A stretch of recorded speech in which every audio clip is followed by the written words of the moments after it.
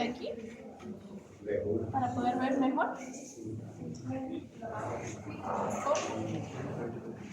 Ya, ¿se ve bien? Sí. Bien. ¿Cómo han estado, chicos? Ay, triste. Bueno, ¿qué me queda decirles? Hoy nos toca ver benzodiazepinas. Después del avance teórico vamos a ver los exámenes. Se los voy a distribuir para que ustedes vean mejor las respuestas que estamos tomando en cuenta. ¿Ya? Dentro de las benzodiazepinas, ¿alguien recuerda algo del año pasado respecto a las benzodiazepinas? ¿Recuerdan qué tipo de efecto es el que predomina con ellas? Anestésico local. ¿Cómo? Anestésico local. No. ¿Alguien más? Ansiolíticos y sedantes. Muy bien. Esas son las características principales de las benzodiazepinas. Dentro de lo que es anestesia, porque podemos verla también en psiquiatría, podemos verlas como uso de tratamiento oral, podemos verlas siendo partícipes de los eventos más memorables para algunos, ¿no? No sé si ven en las películas cuando las personas se toman un montón de medicamentos y luego le meten un vaso, una botella de alcohol con intenciones de quitarse la vida, ¿verdad? ¿No? Y provocan ¿qué? Depresión respiratoria, provocan todos estos efectos característicos de las benzodiazepinas y sí, efectivamente se puede provocar la muerte, ¿no? Pero esto no, por sí solas, ellas no lo hacen. Ellas tienen que combinarse con otro agente para poder ser letal. Y esa es la característica que algunos utilizan. También las benzodiazepinas se las utiliza de la manera incorrecta, ¿no? Cuando intentan someter a alguien, a algún individuo o a alguna mujer en contra de su voluntad, entonces vamos a tener estos signos característicos.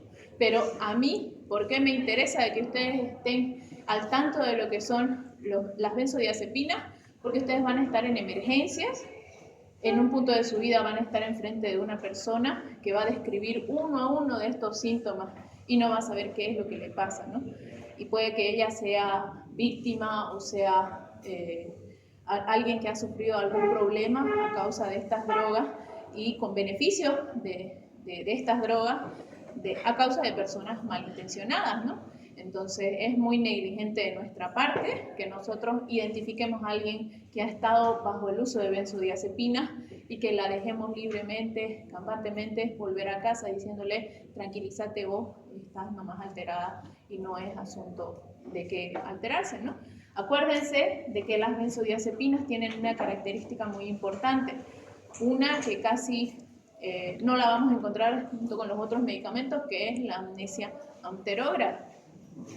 ¿Alguien me dice a qué le suena la amnesia anterógrada? ¿Nada? Es como que el olvido a partir de la medicación para adelante. A partir de la medicación para adelante. Es decir, si yo la pongo a su compañera, la siento aquí, le coloco una vía y le coloco una benzodiazepina, que ya vamos a ver adelante cuál, y le empiezo a hablar de algo, ¿no? Entonces, conforme a la dosis que voy a ir incrementando, provoco el efecto deseado en ella. Muy probablemente de acá a 3 días, cuando le digan, ¿qué te acordás? Ella diga, solamente me acuerdo que me levantó de la mano y me sentó al asiento. De ahí, nada. De ahí me acuerdo que estaba en el micro, de ahí. ¿Cuántos no hemos escuchado esa historia? La gente que dice que han subido al micro, que le pusieron algo en la nariz, o que le hicieron oler algo, y no se acuerdan de nada, simplemente empezaron a tambalear y a empezar a caerse, ¿verdad? Entonces, son cosas que nosotros necesitamos recordar y es importante para nosotros. ¿Por qué? Porque nosotros vamos a ser las personas más cercanas, tal vez sea algún familiar, capaz mamá o capaz alguna prima, comience a hablar de estos signos, de estos síntomas y nosotros ahí perdidos, ¿no? Entonces, para nosotros es importante recordar que los usos terapéuticos de las benzodiazepinas se basan en su acción ansiolítica para bajar la ansiedad, la acción miorrelajante, hipnótica, efecto anticonvulsivante para algunos, amnesia anterógrada y para inducción en anestesia. No solamente la vamos a ver en anestesia, pero aquí es donde vamos a ahondar un poco más acerca de su uso.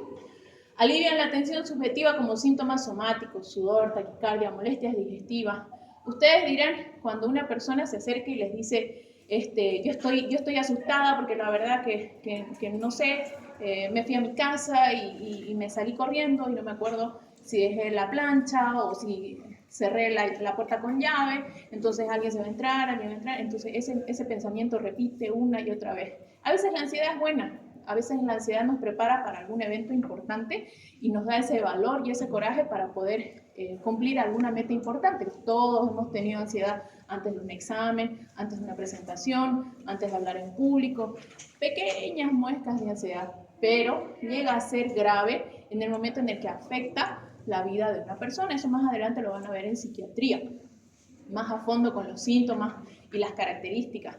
Pero yéndonos a la parte clínica de la ansiedad, vamos a ver sudor, taquicardia y molestias digestivas como uno de los síntomas que van a mencionar los pacientes o las pacientes.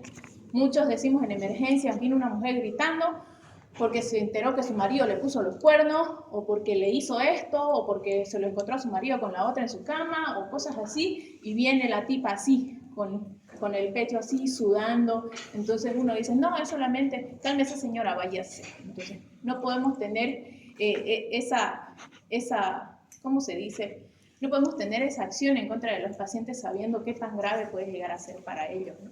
Ahora en internet es muy fácil encontrar casi todo tipo de información y se encuentra, ¿no? El otro día estaba revisando sobre esto para hacer todo esto de la presentación y salía el video de una mujer que había publicado por TikTok y que decía que ella misma se estaba grabando acerca de un evento que ella pensaba, ¿no?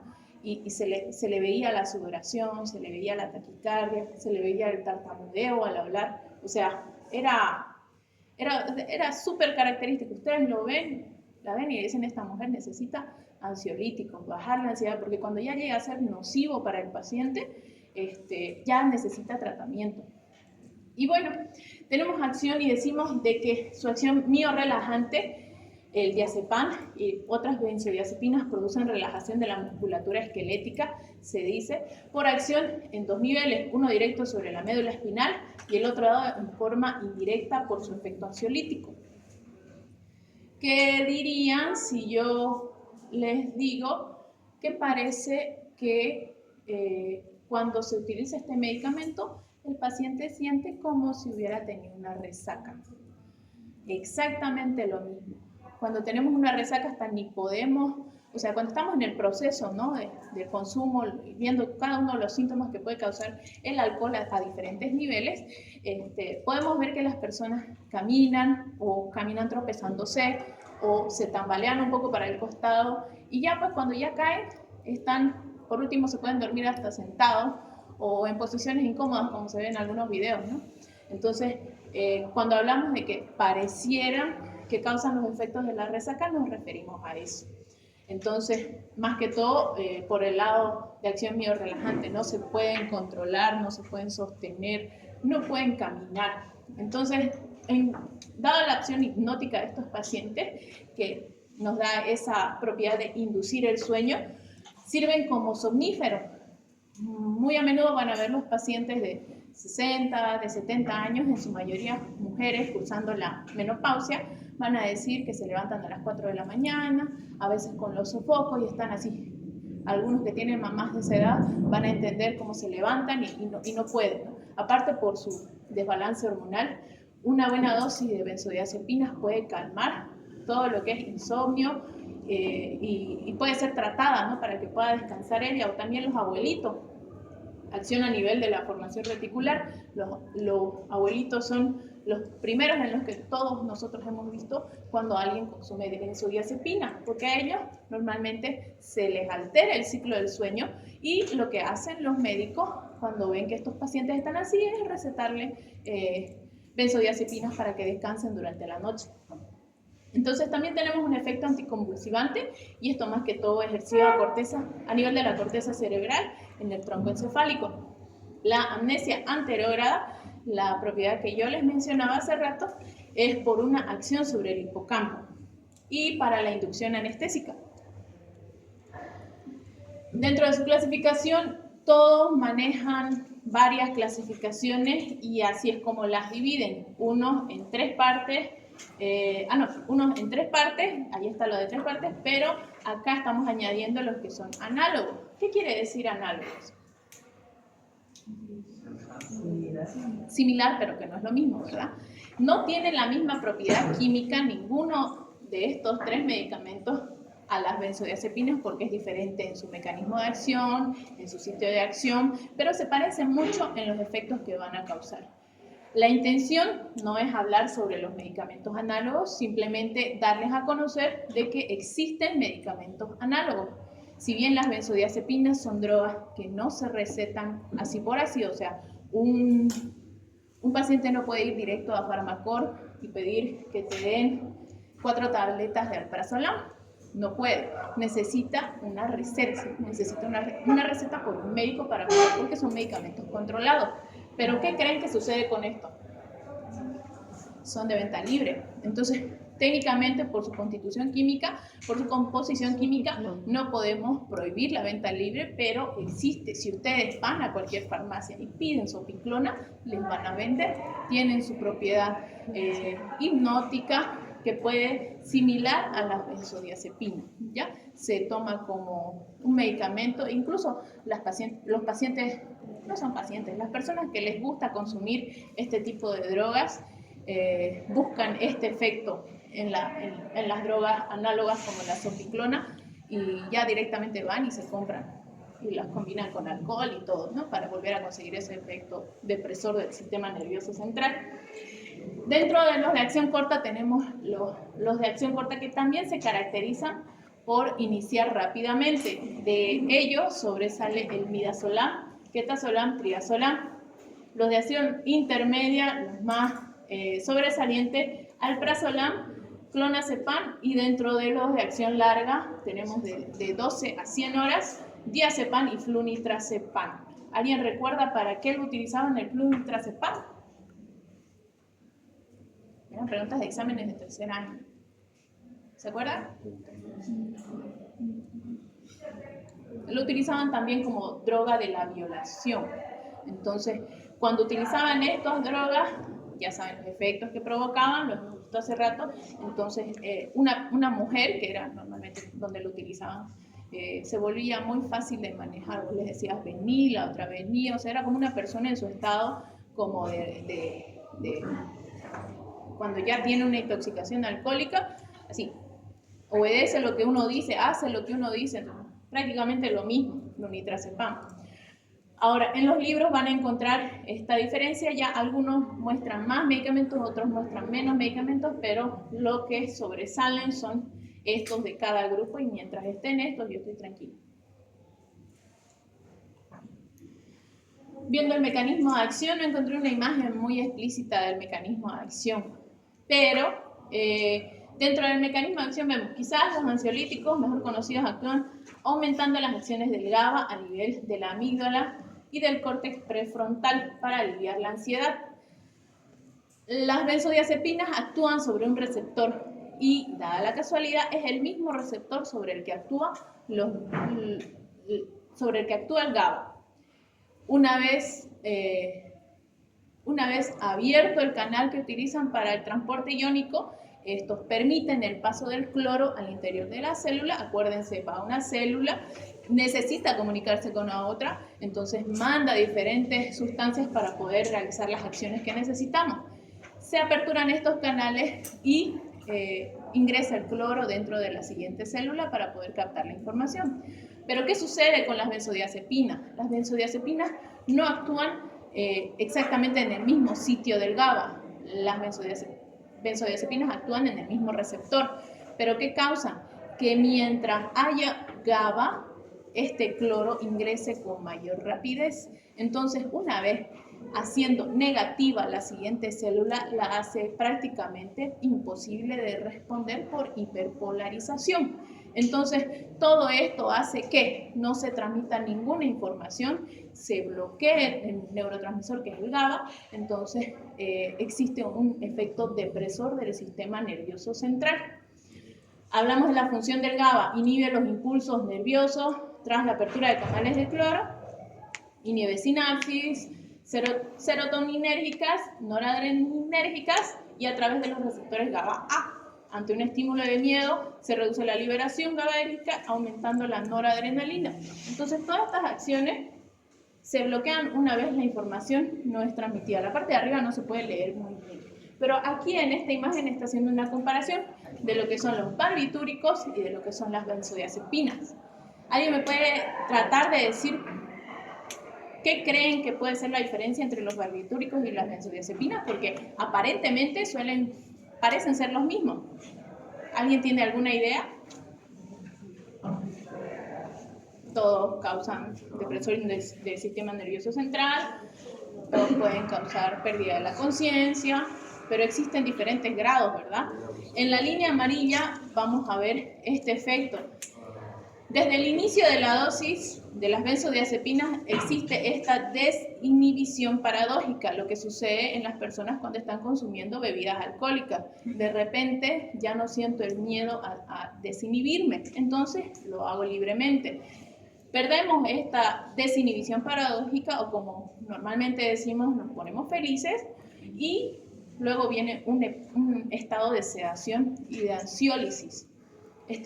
Ahí es donde tenemos un posible efecto compulsivante junto con la relajación muscular.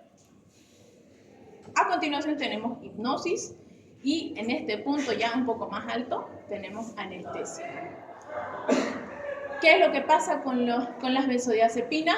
Casi pueden llegar a la acción de depresión vulvar que tienen las benzodiazepinas, y esto puede evolucionar al coma. Pero como les digo, ellas por sí solas no pueden lograr estos efectos, necesitan ser coadyuvados por otro. ¿Qué otra sustancia creen que puede coadyuvar a los efectos de la benzodiazepina? Alcohol. El alcohol puede pronunciar muy bien los efectos de las benzodiazepinas y es la causa de muchos famosos que han muerto, ¿no? Que dicen que estaban asociando medicamentos con alcohol y que quedaron en sus camas tendidos y que fallecieron. Entonces, el incremento de las dosis por sí solas en este cuadrito da a notar que las benzodiazepinas no pueden causar coma, pero si se las asocia con los medicamentos adecuados, pueden llegar a depresión vulvar o a coma en un futuro. Acá en una tablita súper resumida tenemos los efectos a nivel del sistema nervioso central, que ya lo habíamos visto en las primeras diapositivas. Los segundos en importancia son los efectos a nivel pulmonar, que causan depresión respiratoria, acidosis, empeora la enfermedad respiratoria. Entonces, en los pacientes que tienen EPOC y enfermedad de apnea obstructiva del sueño, ¿ustedes qué creen que puede causar? ¿Se acuerdan? La mitad de ustedes ya pasamos práctica, entonces ya vimos que cuando el sueño es inducido muy fuerte en los pacientes que tienen sobrepeso, la lengua tiende a caer para atrás, entonces eso llega a provocar una obstrucción de la vía aérea. En los pacientes con EPOC, que ya tienen una enfermedad pulmonar de base, y en los pacientes con síndrome de apnea obstructiva del sueño, que son los gorditos que roncan mucho, esto puede llegar a empeorar en episodios de apnea que pueden llegar a complicarse con hipoxia y consecuentemente el paro, ¿no? Entonces acá en la parte cardíaca de estos efectos tenemos que tiene disminución de la presión arterial, aumento de la frecuencia cardíaca, el midazolam va a vasodilatar y disminuir el flujo sanguíneo cerebral y el oxígeno a nivel cerebral. O sea, por eso se abotarga uno tanto, por eso siente como que uno se tomó unas 4 cervezas después de haberse aplicado estos medicamentos, porque todo esto se deprime. Tenemos diazepam, disminuye el trabajo del ventrículo izquierdo, y vasodilatación coronaria. Entonces tenemos que tener mucho cuidado en lo que son los pacientes cardíacos, porque puede llegar a complicarse de gran forma, ¿no? Dentro de los efectos a nivel intestinal, tenemos que nos ayudan a proteger de úlceras agudas por el estrés, y el diazepam disminuye la secreción gástrica por las mismas causas. Dentro de la distribución tenemos su característica, que es la unión a proteínas, alto porcentaje de unión a proteínas plasmáticas, las diferencias existentes en el porcentaje de unión de proteínas entre cada una de las benzodiazepinas depende fundamentalmente de la liposolubilidad de cada compuesto. Y la liposolubilidad, todas las benzodiazepinas son altamente liposolubles, atraviesan la placenta y pasan a la leche materna. De hecho, en cierto tiempo, lo único que se pudo encontrar, la primera droga formulada fue el diazepam. Ya poco a poco se fueron sintetizando nuevas drogas hasta llegar a la más ideal, bueno, la más ideal para anestesia, que es el midazolam. ¿Por qué? Porque antes solamente se podía tomar el diazepam en vía oral y no existía ese compuesto que se lo podía, diazepam endovenoso, y no existía ese compuesto que podíamos utilizarlo también de vía oral. Entonces, yendo a las dosis que tenemos de cada uno de estos medicamentos, no le tomen mucha importancia a los nombres comerciales porque no son los mismos de acá. Tenemos varios tipos de compuestos que nos pueden ayudar, ¿no? Estas están a nivel endovenoso del midazolam y el clonazepam también. Vamos más para adelante. Viendo farmacocinética, tenemos la vida media de los más representantes de los tres grupos. Midazolam tenemos que es ultra corta, no tiene un metabolito activo y la vida media del metabolito es casi imperceptible porque se elimina súper rápido.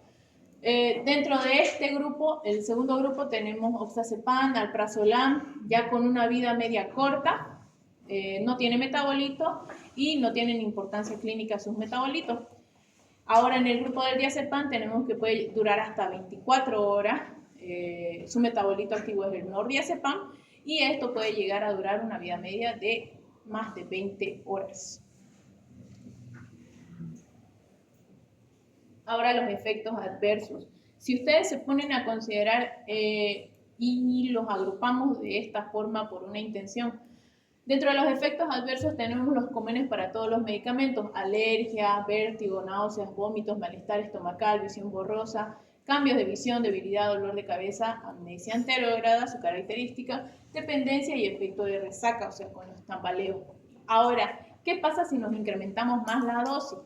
Encontramos trastornos de la coordinación, del ritmo cardíaco, dolor de pecho, ictericia, sueños inusuales o pesadillas o tolerancia cruzada al alcohol. Pero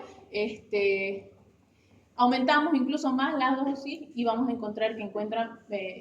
encontrar somnolencia, depresión respiratoria, lo más temido, apnea y parada cardiorrespiratoria, que nos lleva al coma si nosotros lo asociamos a otros medicamentos. Tenemos las reacciones paradójicas. ¿Por qué se dice reacción paradójica? ¿Alguien recuerda el concepto de reacción paradójica? ¿Nada? Bueno, la reacción paradójica quiere decir, si bien este medicamento me sirve para deprimir, en algunos pacientes, no en todos, en un porcentaje pequeño, va a ser exactamente lo contrario, va a excitar. Va a haber agitación, ira, agresividad, confusión, temblor. Uno dirá, es sumamente raro, pero no. A lo largo de 4 años, 5, 6 años, habré visto como un paciente que haya tenido una reacción paradójica al midazolam. Entonces, no deja de ser raro, ¿no? Y uno tiene que identificar qué es lo que está pasando. Por ejemplo, hay algunos médicos generales que me dicen, intenté intubarlo al paciente y me convulsionó. Entonces, cuando veamos relajantes musculares me van a entender un poquito de eso.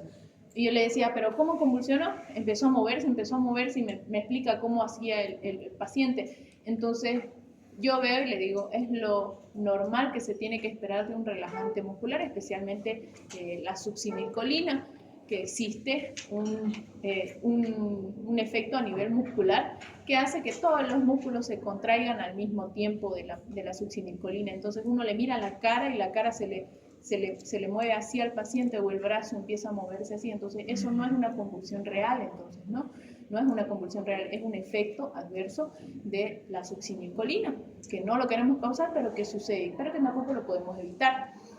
Entonces, exactamente como eso, a mí me puede ayudar a identificar que cosas como esta solamente son reacciones paradójicas de los medicamentos y que no necesitan medicación, porque yo con medicación no voy a solucionar nada, son efectos del medicamento. Ahora ustedes me dirán, para avanzar súper rápido, acá se resume en una súper tabla todo lo que son las acciones de los medicamentos. Vemos desde su potencia, inicio de acción, vida media y la característica más común entre todos ellos. Entonces, ¿para qué creen que sirvan las benzodiazepinas?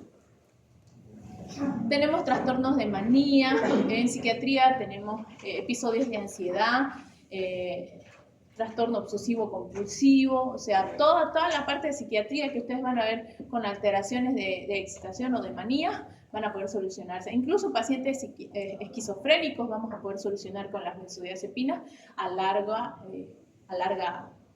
pacientes de larga evolución, pacientes que necesitan estos medicamentos por mucho tiempo.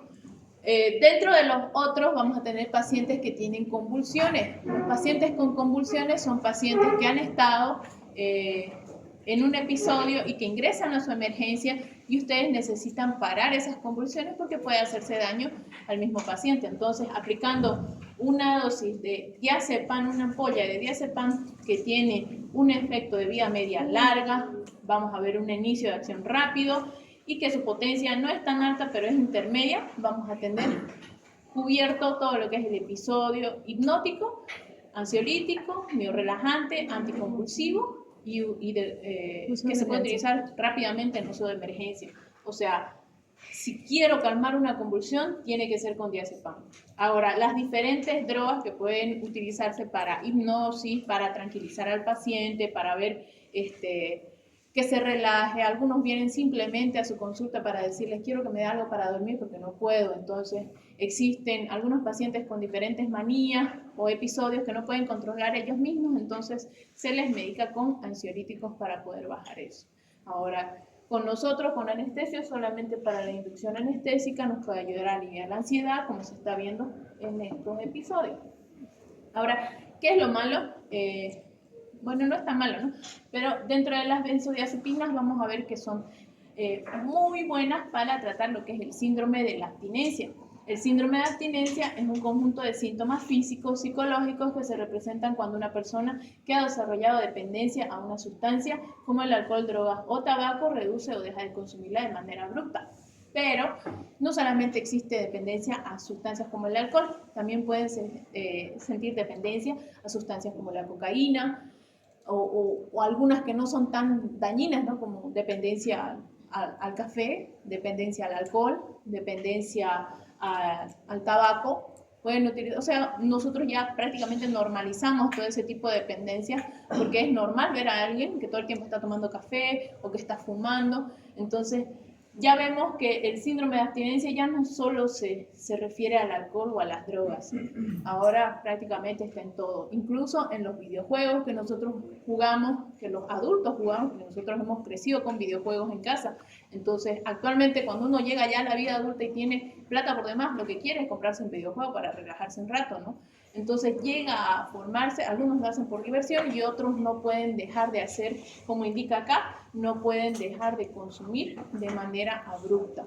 Entonces, ese tipo de trastornos se denominan un síndrome de abstinencia, porque poco a poco el deseo irrefrenable de volver a consumir la sustancia causa irritabilidad y cambios en el carácter o dificultad para concentrarse, ¿no? Bueno, ustedes conocerán a alguien que presente estos síntomas con alguna de estas sustancias. También puede haber un síndrome de abstinencia por el juego. La gente que es adicta al juego, a las apuestas y todo eso, también presentan este tipo de problemas, pero casi nunca lo quieren aceptar. Dentro del síndrome de abstinencia vamos a ver al alcohol, al tabaco, narcóticos, ansiolíticos, anfetaminas, y cada uno va a ser característico para cada una de las sustancias, ¿no? Si ven, nadie quisiera estar todo el tiempo, ¿no? Irritable, con tensión, dolor de cabeza, somnolencia, insomnio, problemas de concentración, aumentos de apetito. Conozco incluso médicos que se salen un ratito, doctora, denme 5 minutos, o sea, uno no sabe qué le pasa, pero sale, fuma y vuelve. Se sienta todo tranquilo porque acaba de fumar. O sea, es algo que hay que identificarlo.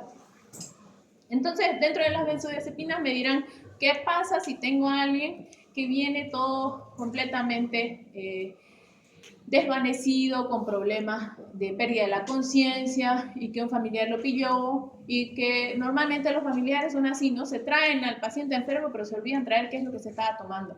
Entonces uno tiene que imaginar o pensar o buscar y identificar una sobredosis de benzodiazepinas, ¿no? Y como ya hemos estado revisando en las prácticas del día de hoy, lo primero que se hace es ABCD, luego monitorizar oxígeno, vía aérea, exámenes complementarios.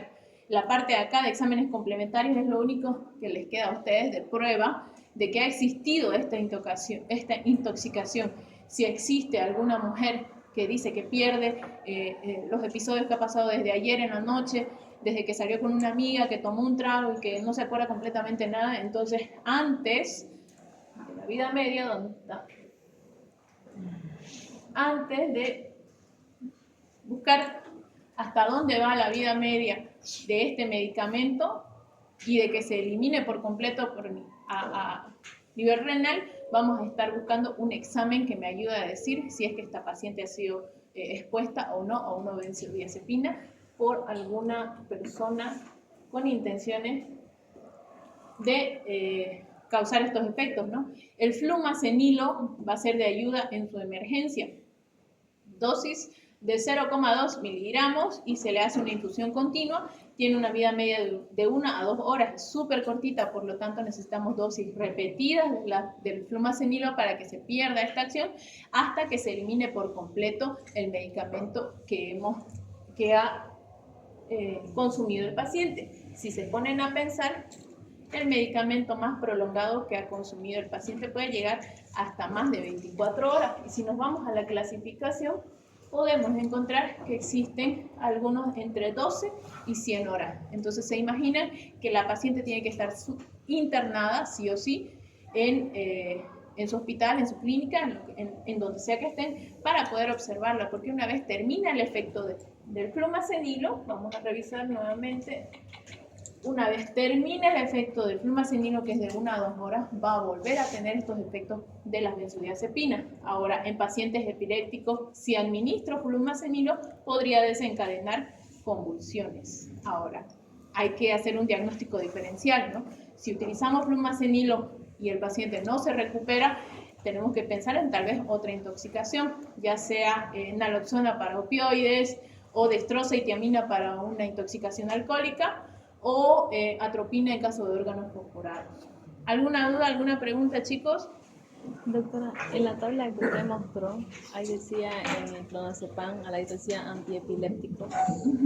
Entonces, ¿ese sería el único antiepiléptico de todo el tiempo? ¿Es el más relevante?